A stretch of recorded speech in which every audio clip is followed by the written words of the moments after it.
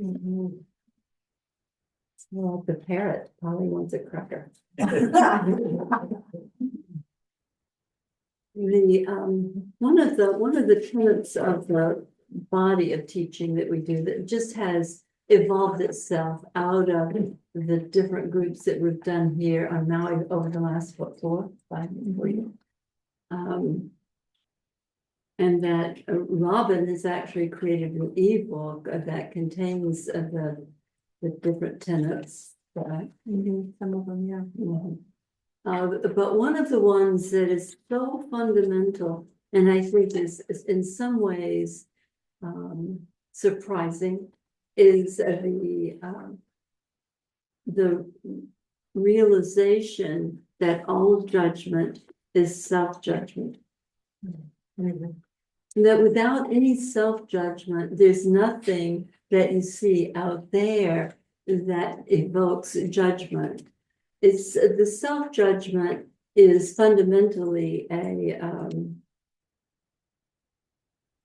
kind of off-gassing from the wound, right? And so it distorts the lens of perception through which we view and experience reality. As viewed, so appears. And so when there's distortion in that lens, because this is a perceptual reality, everything is perceived one way or the other. When we have a lens through which we're perceiving everything out there, apparent other people, if there aren't any other people, and circumstances, and money, and family, and interaction, when we are seeing all of that through a lens that has a distortion field in it, that is our own self-judgment, which comes out of our woundedness, then we are judging what's out there because of the distortion lens, not because that we can accurately grok or know what's out there. It's quite a tricky reality, this one, isn't it? It's like it's slippery. But when we are, I'm not good enough, and we're seeing reality through that lens, then we project onto others that conclusion, that judgment. And then we have varyingly different ways to deal with them, because now our perception is that they're wrong, or they're not good enough, or that they think they're better than me. So it has a lot of ways in which it can be experienced, but the fundamental reality is that until you've seen through and dispelled that earliest conclusion, that for most of us is some version of I don't matter, or I'm not good enough, or I'll never get what I want, until that's been cleared from the lens of perception, then what you see will be distorted in that way. And because whatever we see is what we react to.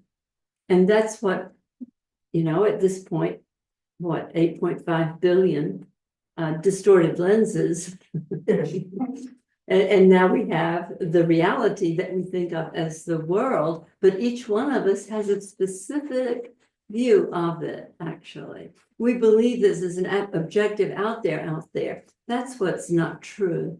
And so when we start to understand our participation, which is what the quantum revelation pointed out, which gave most of the people in the Sangha what we call quantum vertigo. This is like, oh, really? So that whole dynamic starts to be understood and seen through, then we start to be, our attention is reclaimed from out there and back to ourselves. And in this close-in work of our own self-wounding, our own self-judgment, and working at that level, because that's where cause is.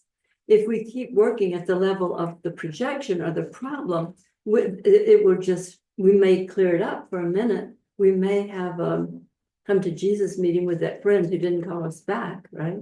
And she apologizes and everything's fine, but then something else happens, you know, because the lens is the lens. The players are varying. Anybody can play the part of, in the extreme version, Judas. But there's going to be one if you've got that distortion field. No reflection on Jesus or his character here. The way that we see is the way that we experience, as seen, as so. Appears. It appears, and then it's experienced, yeah. As viewed, so appears. So we have access to the closest in creator of what we believe we don't want, which is often a circumstance or a condition or a person out there.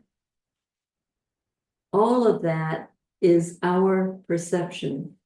This is a radical understanding of the nature of reality, but it's supported by not just quantum physics, but as we look at it and work at this level, we have the experience of the truth of it. Noticing that when I change my opinion, say of myself, then the way my world shows up is kinder if I become kinder to myself. So with that introduction, we can talk about specifics, ways in which this can be both seen.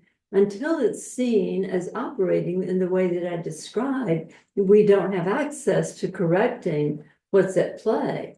It will just look as if there's a world out there that's against us or not responsive to what we want. The usual experience of a woman who's on the dating service and never has a really fun date because all these guys that show up, they just don't get me, right? We hear that a lot. I love that phrase. He just don't get me. Well, you're the one who has to get you. And when you do, then reality shifts, it changes. So if we have any discussion in the group here in the room or online, the floor is open. If there are questions that come out of this particular teaching in our Sangha here, it's open for that too. I have a question and I'm not sure it's this particular teaching, so you can say no. Thank you. I can probably make it work. I bet. So there's a different aspect of in contemplating your perspective, or the perspective of going on and coming to dropping the ego and knowing our true nature. Right. And when we know our true nature, then we know it's possible for everybody else to have that nature. I think that's one of the things I adore about you is because you sit in that, then you see all of us in that. That's right.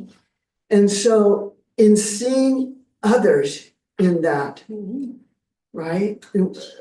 All the phenomena that's going on in our government, in our world, blah, blah. You know, we can see that they have that true nature, that kernel, that essence nature. And then we have in Buddhism, you might call it absolute reality. And then we see this relative reality. Can you share a little bit about your perception of this relative reality and how you interface with it, or even don't interface with it, because you know it's just empty phenomena? Well, what is going on out there is being seen through either a clear lens or a distorted lens. But it's what I always say about interfacing with conditions, in quotes, out there, which is what you're pointing to. And a lot of it has to do with proximity.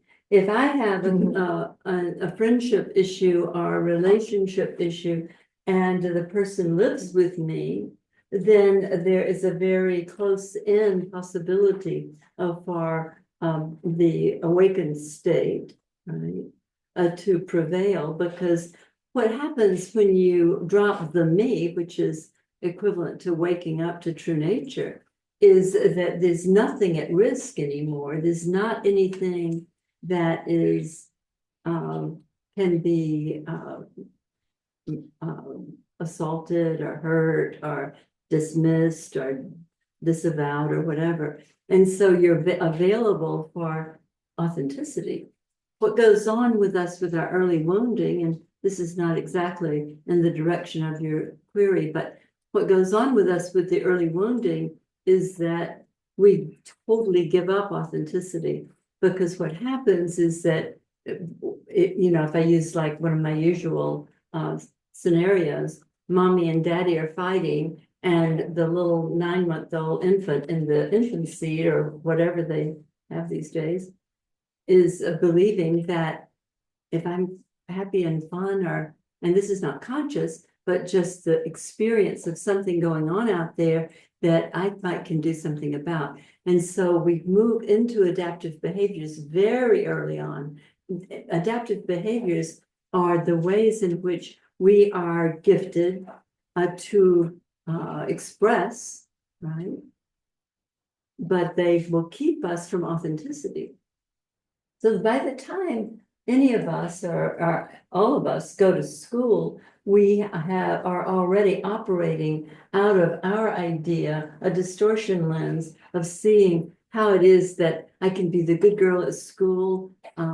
If I am good with mommy when I get home, then daddy won't be mad at her if dinner's not on time. I mean, there are all kinds of things that happen, but the most important thing is that with the consciousness externalized into an out there, we are cut off from what's true for us. So we have self-abandoned at a very early age. When we do that, then we are caught in the projection of that, whatever that conclusion was, that had our attention go out. I don't think I'm getting close to your question, because it seems that it was about the collective reality. Is that right? Well, there's two parts to it. One is, and as you say, there's right on this proximity, right? If in our interactions with people, and then we see someone behaving however they are, and then we know in our hearts their true nature, and we keep approaching them with that. And then however they show up is however they show up. But there's still this thing that you keep mentioning, if I'm understanding, is from our heart, right? Yeah. What I noticed today is that I just got really sad. I saw people in wheelchairs, things, I see people walking around in pain, you hear what's going on in the radio, the news, and so it's kind of like, how, yes, I know these people all have true nature, and I see what's happening, and there's just this tremendous sadness, and so the training is, of course, to feel it. It's all impermanent, right? Comes and it goes. But I just wanted to go into my perfect dysfunctional behavior and go home and eat some brownies and anesthetize a little bit. Right. And so I guess I was just wondering how you do it. You go metta, I think is your word, right? I mean, ultimately, there's this purity that's going on all around us. There's the divine light. I think you get the hang of what I'm pointing. Right. Yeah. The idea of as reality is in the eye, the identity of the beholder. With clarity here, and if you're using me as an example, and seeing through a clear lens, then all of this is just what's happening, according to how close it is to me, right? Then I have an interaction that's from authenticity, because there is no ego-based identity here anymore. So for the body-mind unit, the highest expression, the highest frequency is authenticity. You can't get to that until you're no longer wounded. Until you have, once you've cleared, I'm not good enough, I don't matter. As that gets cleared, you can move more and more into authenticity, because you're not caught in a distortion lens. So it's not important for anybody to project or assume that we know that all of this arises in the frequency of awake awareness. Whether or not other people are at that place, which very few are, is sort of moot, actually. It's like dealing with like your sadness today, right? Feel what that feels like. It might take you into a 6 steps consideration. Like, when was the earliest time I felt that? What was going on? When that was going on, what did I believe it meant about me? And so that we start to just peel away the film on the lens of perception or the distortion. And and then the potential is that enough of us clearing that way will have a morphogenetic influence on the collective, and that there will be a shift in the external reality. But when you do your work, your external reality shifts. And most people in here have done enough to know that in small ways and then in larger ways. Realities change. You will find yourself in a different external reality with different players, right? In Maui. In Maui, yeah, exactly. Exactly. Surprise, surprise. So it's such a, I mean, I think that the magical mystery for me is how close in it is and how available it is. Yeah. So, Oh, no, Nina was first, and then we'll go to you, Gio. So Nina, then Gio. Nina, hi Nina. Hang on, let me spotlight Nina. Okay. Yeah, Nina's there. Where's she? It's right here. Yeah. Hi, sweetheart. Volume. No volume. She's muted. There, can you hear me? Is that good? Yeah, gotcha. In some ways, that was really helpful and kind of answered my question. And in some ways, my situation is kind of complicated. So, I mean, it's not that complicated. It's complicated to explain. So this is a outer world situation, me in relationship to trying to condense this. This issue arose yesterday for me, that a professional issue that was extremely challenging and irritating. And so I'm feeling judgmental to not an individual, but an organization. So I have a nonprofit. I got a call from a donor yesterday that the funds she had donated to my album that I'm making could not be given to my nonprofit, that there was some problem. And therefore, she had to assign these funds to a different nonprofit. She couldn't get a refund through PayPal. The PayPal Giving Fund, she could only assign them to a different nonprofit, which isn't what she wanted to do. So suddenly I learned I'm now having this bureaucratic issue. So I was able to trace, through multiple phone calls and unpleasant talks with bureaucratic people who have to follow scripts and et cetera. I was able to find out what the problem was, which had to do with the paper we hadn't filed correctly with the state. And luckily, this is part of my question. Luckily, I thought, can I possibly call one of my students who used to be a judge? She's a retired judge who worked in Sacramento, to hand deliver these papers to the Attorney's General office. Is it appropriate, inappropriate?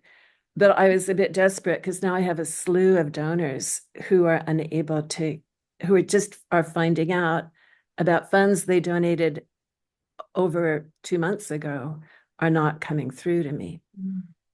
So I called her and she said, it's perfectly appropriate. I'll do it. And so through a number of many steps with calling this attorney, the getting papers signed and checks written and my accountant involved, this happened. She went this morning and issue supposedly resolved, except that it isn't, because I called PayPal again, talked to another person in these jobs where they have to talk to irritated customers. I'm never good with that. I get irritated. And lo and behold, there are more delays because it has to go through from one bureaucracy to another, to another, to another before the situation is cleared up in the PayPal bureaucracy. And it looks like it will take longer than the allocated time my donors are allowed. They have to make their decision in 2 weeks. So I find myself very irritated at PayPal, thinking about a class action lawsuit. I can't imagine this is legal, and kind of being irritated with the poor person I'm talking to on the phone, even though I've made a promise to myself that I will be kind to people and nice, and it's not really their fault. And you know, if I'm kind and nice to myself, which I now am, I will be a beacon of light in the world, and light will spread. I will be part of the revolution of goodness, which is essential to the evolution of the planet at this dire time. No, I am yelling at somebody on PayPal. So I still have thousands of dollars in abeyance, multiple emails, multiple phone calls, and I don't know if that money will ever get to me. Now, but a part of me, I've talked to 2 of my donors or emailed or whatever, and they're so on my side. So they're these sort of, and it feels like angelic forces showing up. But this situation of the levels of bureaucracy that we're all having to deal with to get things done is daunting to me. And yeah, I just don't know how to make my way through it. You know, I do start to feel like this little person, this lonely orphaned woman, 5-year-old, trying to struggle my way through a jungle of impossible obstacles. Yeah, the external representation of the way our minds have operated for so many incarnations is daunting, and it's fraught with difficulty. The clarity that you can bring is in, to the degree that it's available to you, in just doing the next step at a time and looking, trusting that there are openings that can occur. Like the one with the judge initially, that she could and would do that, that you might talk to a person at PayPal who has more insight or more operational ability to clear it up. But when these things come into our experience and they clamp down on our mind because of fear, right? Then that's the time in which, with this teaching that we're all engaged in, is the time for opening and softening and relaxing. And that's what it means to be on your own behalf. And it's being on your own side regarding this whole situation. And I know you know all this, Nina, but to be on your own side now is to be relaxed, saying what's true, listening for who the next contact you need to connect with. I mean, it's just going to be a matter of, this is what I'm getting to do right now. Right. It's such a, you know, it's like we've been casting the bread upon the waters of being against ourselves, of believing that we had to get something or avoid something. And when when it comes home, now I'm mixing metaphors, to roost, when it comes back, when we get it back, then there's the inclination is to put into play the same frequency that created it on its way out. So it's a very high bar, but it's such a, it can be revelatory in the sense of what it can create as you move through it, right? Because your ever increasing ability to be kind to yourself, to do what we call be on your own behalf, is going to make a difference energetically. It does, it will. And it may not be in the way that seems the way you would want it to be. I feel like I should start some kind of service where I do all the calls for people. Oh, yeah. Wow, I gotta. You're hired. Oh, that's great. How much time do you have? No, but that was, there were a few things, many things you said that were really helpful. But what you said earlier when you were talking to the previous person, that let me see if I can reiterate it, it was something like that we operate, that the highest frequency, you said something like this, is authenticity, and that you can't reach authenticity when you haven't worked through the wounds. And when you said that, I thought I could see how I was still bringing my wounded nature or projection lens, distortion lens to the conversation. Good. PayPal person. So if I think of this as a course in awakening, Right. my conversation with PayPal and GuideStar and the Attorney General's office are my course in awakening, then maybe I can manage it with less irritation. Right, because the irritation, it'll create, there will be a backlash from that. But to show up on your own behalf from the perspective of what is it that you're wanting and being able to express it clearly depends on how fearful you are about it. Your ability to express from a place that can evoke clarity and clearing around this whole issue is most likely available to the degree that you represent yourself from that place of not victim. So I was able to do that to a point. Because I can sit here with you and think of it theoretically, but then when they say to me, which they repeat themselves. Both women I've talked to say the same thing over and over again, like they're on a recorded loop. And so when I can go all the way through, okay, you have to do this and you have to do that, and then you have to do this next thing, and we might get back to you, we might not, and all that. But when they say your donors cannot get a refund, and you cannot, and they have to redirect those funds to a different nonprofit, that's when I go, wait a minute, what? I lose it. Well, but they're not your last number to call, are they? These two women. You have a next step Yeah.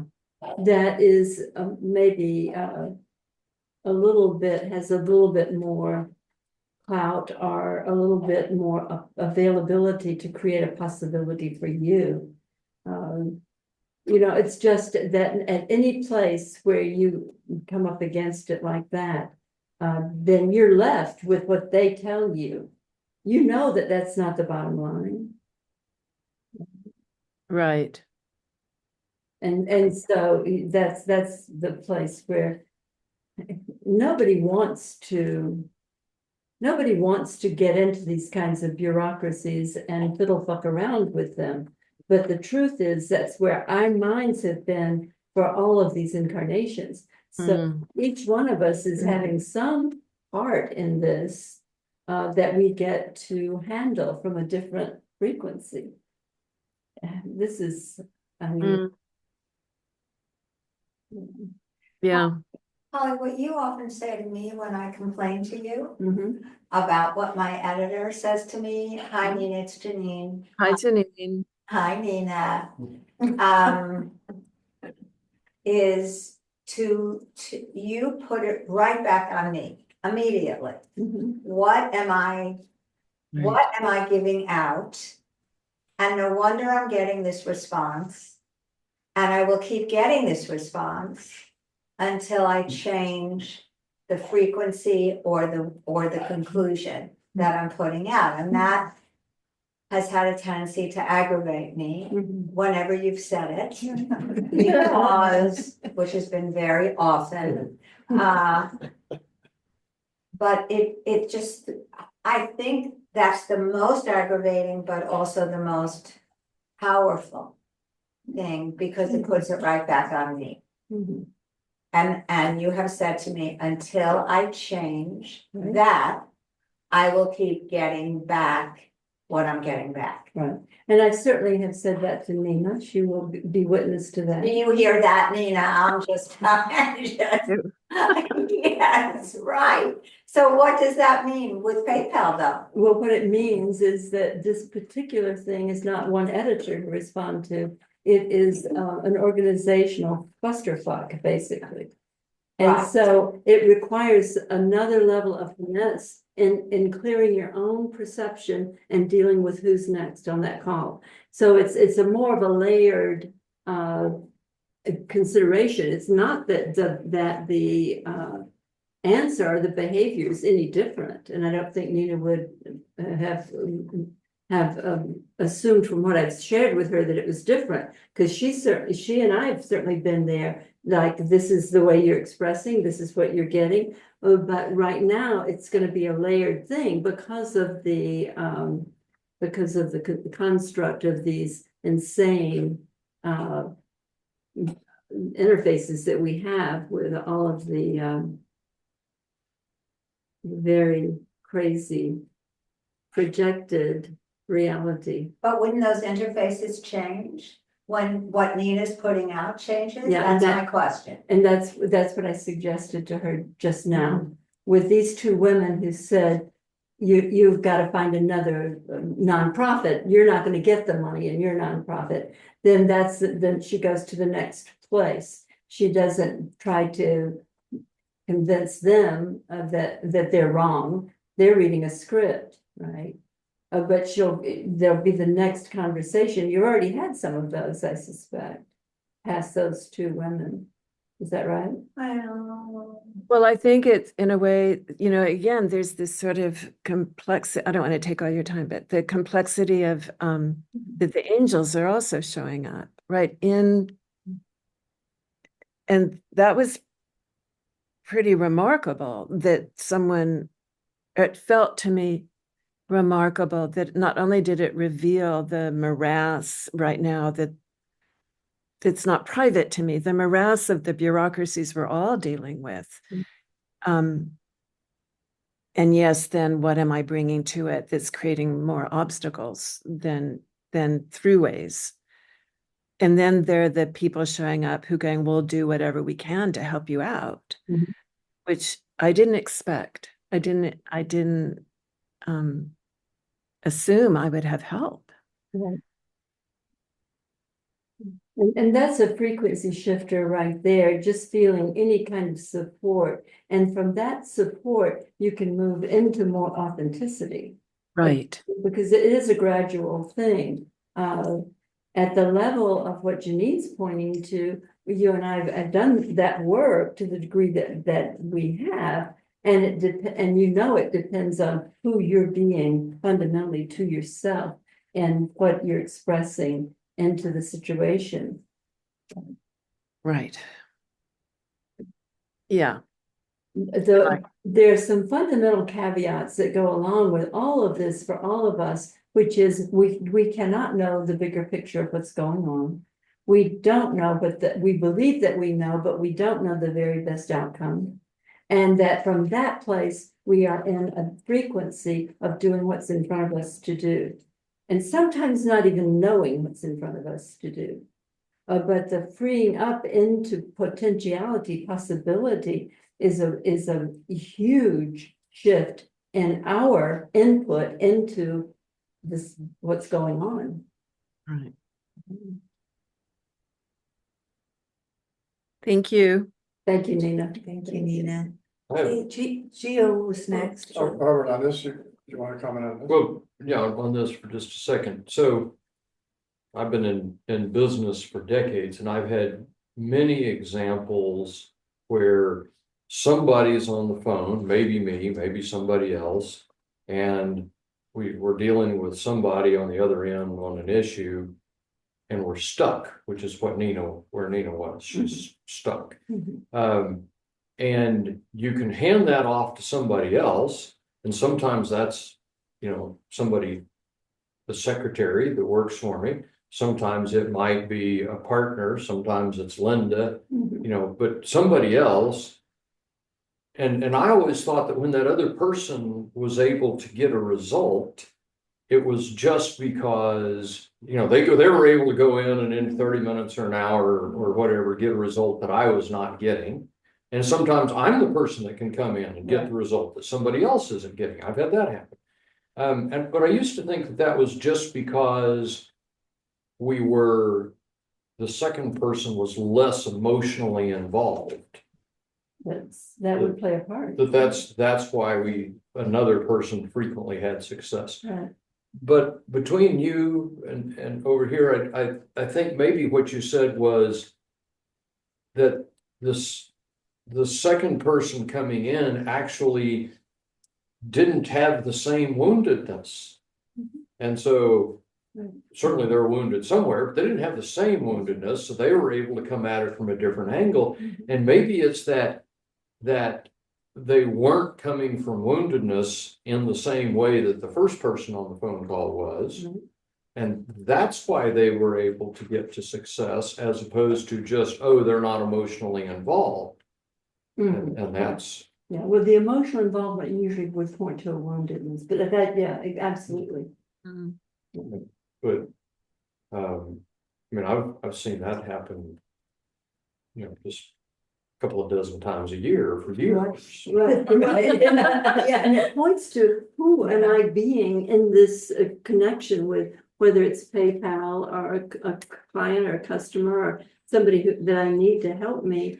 If I am feeling like a victim, then that's going to color the dynamic, the interaction. And all of our woundednesses, as subtle as we all think they are and unique to us, they actually are all a victim conclusion. And so from that frequency, we're sort of locked into oppositional, because feeling like a victim puts you in a position of the other is against me energetically, and sometimes very subtly. But you're exactly right. That's why it works that way. Because if the second person comes in and the other person that you're working with, it doesn't mean anything to the second person. It doesn't mean anything about me. I'm not good enough, or I don't matter. I'm just here to read the script and find out what the answer is from that person. And that's much energetically cleaner in terms of what's at play. Well, I have a thought about this one too. All of us deal with these anonymous people. And what I'm aware of is how much of what my contact with these people is transactional. Like, if I think they're cooperating with me, I'm willing to treat them kindly. And if they start being a no person, or they can't figure it out, or it's confusing or something, then I start going into my victim nature. So what I'm realizing here is, I just want to treat all these people with compassion, whether they're working with me or against me, or they don't know how to solve the problem, or they solve the problem or not. Otherwise, it's just a transaction. Oh, you're helping me, I like you. Oh, you're in my way, I don't like you now. So, it's weird because we have so many of these calls. I made some, let's just say. But I always wanted to go back to, I think, Dominique's theme, an example is, members of the other Sangha Thursday have just gone through a health emergency, and they're in Marin, which is where I live. And the woman partner is quite ill, and she's been in the hospital. I think she's in rehab now. And I'm imagining, I don't know this for sure, but the guy, Michael, I don't think that's their home county. I don't think that's where they live. So I imagine him in a hotel or staying at Airbnb or whatever. So I'm returning to Marin in a couple of days, actually tomorrow. And so my imagination is, I would like to do something to meet up with them. I'd like to go see Connie at rehab. I'd like to take Michael out for coffee or whatever. But then I'm thinking to myself, in some part of my imagination, and this is where it goes to the non-dual versus a dual world. I don't think this is a perfect situation. I think Connie's probably in a lot of pain, and she might enjoy a visit. at rehab. But then I'm saying to myself, well, don't I think that that's perfect? Why don't I just leave her in rehab? It's perfect. It's just what's arising. I don't need to go visit her. So to me, sometimes this non-dual thing has a quality of coldness. It has a quality of disconnection. And that would be true for me. I mean, other people might experience this very differently. But so to not make an outreach to Michael and Connie would feel cold. And but at the same time, in this model, I'm thinking, well, what's the problem? I mean, that's just what's arising in their little universe. So to me, there's this conflation of non-dual ethics or non-dual behavior. And in the dual world, I don't want this to be happening to her. I would rather that she was healthy. I would rather you were all healthy. I don't want you to get sick. So it's a kind of an ethical, philosophical conundrum. And I guess there was one comment that you made, Polly, where is the compassion or the worry that I'm experiencing for these people that I happen to like and know a little bit, does that go back to some early wounding in me? Or is it the natural expression of a human incarnation? Like I would prefer that they were not suffering. I would prefer to help them if I could. So is there some hook? Is there always a hook between my worry about somebody else or my thinking there's a problem out there and some internal early wounding? Yeah, I was sick when I was a kid. My mother was sick, blah, blah, blah. But I'm like, so what? I still want to be a compassionate person and I want to make efforts to help other people feel good. So I'm existing in a state of confusion, but I do love myself. And I'm sure it goes back to some early conditioning. And I will probably call Michael and Connor no matter what you say. Yeah, I would love it if you'd call Michael and Connie when you're there. I think without pointing to an error. Oh, do you understand like the conflict? Oh, I do. And Okay, thank you. I'm gonna address it. Thank you. The idea between dual and non-dual is, I think, not the context in which this consideration is best worked with, but from non-dual, you are they and you would be there. Exactly. From dual, you're over here considering whether or not you're motivated, you like them, you want to serve. So from both places, you might be there. Okay. But the non-dual thing is that I am that, and whatever that is arising in my reality, I am in response to it easily, and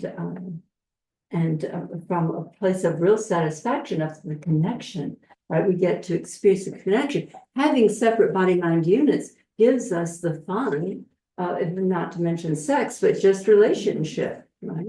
It gives us an apparent other to connect to say hello to go out to lunch with or whatever. So we have the fun of the apparency of other, and that's fine. The idea that your motivation to be kind would necessarily come from a wound, it might or might not. Oh, but you can, your own, when I talk about motivation, my direction is to try the spirit of it. Feel what that motivation feels like. If I were going to Marin County tomorrow, I would feel the fullness of making the call to Connie and Michael, like you probably do, and then making arrangements to connect with them. Just because that's the outpouring of what's already in place, which is the connection, especially through the Sangha. So I don't know. I don't think that particularly answered your question, but. Well, I said I was confused, so. Yeah, so you can. But wait a second, so, excuse me, Polly. Yeah. But while I was sitting here, I had this belief, oh, Michael is suffering, Michael doesn't know anybody, Marin, he's staying in a hotel, blah, blah, blah, what's he doing all day? I was like, how the hell do I know what that was doing? Well, that's I mean, projection. Lynn is an amazing place to be stranded. Exactly. Maybe he's going to the beach. I don't know. So maybe that, it just made me realize that I, in that situation, would probably be feeling certain things, Right, maybe or not. Yeah. But that my story about him, who knows? yeah, and that's what comes from the wound, is your story about somebody else. Okay. That's it. Can I say something to the non-dual part? Mm. It comes back down to being in our heart, being connected to everything. There is no self and there is no other. That to me is my limited understanding of non-dual, right? So whatever he's going through, you're feeling. Whatever you're feeling, he's feeling, if we're in the non-dual place, right? So I don't think there's a confusion there. I think there's just a misunderstanding of non-dual. Did that make sense? Well, I don't know that non-dual partakes of feelings necessary. It takes of a shared knowing of Or, true nature. or experience, or, Right, you know, I mean, it's beyond conceptual, That's let's right. face it. Totally. yeah. So, So you're so parsing then through there's am I this, confused or misunderstanding? say again, please. You're trying to parse through whether I'm confused or I misunderstand something? I think that's part of it. That- And I think it's also hard for us to even comprehend it at the level Yeah. that we're at. Of course. You know, so what you're saying makes complete sense. I mean, that was what I started the whole thing out. Well, Because I'm not there, but finding Yeah. our way, it's like, you know, here we are, the compassion comes. From this essence to energy to interface. That is part of it all. So that's as best as I can thank you. at my limited understanding. I mean, we have back up for a second, tell you that I've been in touch with both of them and they love visitors. They what? Say They again, would love visitors. Connie said Oh, that's good and is at Marin Acute Rehab off San Pedro Road. She'd love visitors. Yeah. Great. And I my already felt that in the field. Yeah, exactly. Because, Thank you know, you were just coming from your heart. Exactly. Because I just, you know, that was my sense. It's like, Thank oh, you. what do you feel? Sweetie, what's going on in that heart? I'd like to go see Connie and Michael, but I could feel that. Also, you know, we have a person that we are all relating to who actually lives this in some way that is not in that non-dual projection that you put out there. She is very relational and very connected and she's the living embodiment of that. So I think instead of going to the theory of it, let's go to our experience. Do you feel like Polly doesn't care about you? Do you feel like if something's going, do you watch her be with people in a way that is cut off and not caring? No, right there. Oneness. Well, I think there's been an elaborated conversation about compassion. Yeah, it's been. So I do feel that Polly feels some regard for me. I mean, I don't even know what word to put on it. Some regard. You are so funny. She's very lovely to you. I've been seeing you around. Well, yeah. But we can really trust our hearts, you know, we can, and we can trust proximity. I was doing a session with a young man once when I first got back from Brazil and was in Maui Meadows and he says, yeah, you're implying that you love me the way you love your son. And I said, actually, I love you more right now because you're here. He's not here. You know, it's like, what's this? What's true? What's right here right now? Thank you. I love that you and Deborah and Matt and Janine are gonna be in Marin. It's so You know, that's, I just Yeah. feel Connie and Michael like, whoa, Yeah. very And cool. Gio, please give Connie a big hug from all of us. Yeah. When you're here. If she can be touched. It's not gonna touch. We don't know about that. Yeah. Just send her, I love. Sure. Where are we there? It's time. It's time. It's time. Wow. We're at that moment where we're gonna turn off the recording and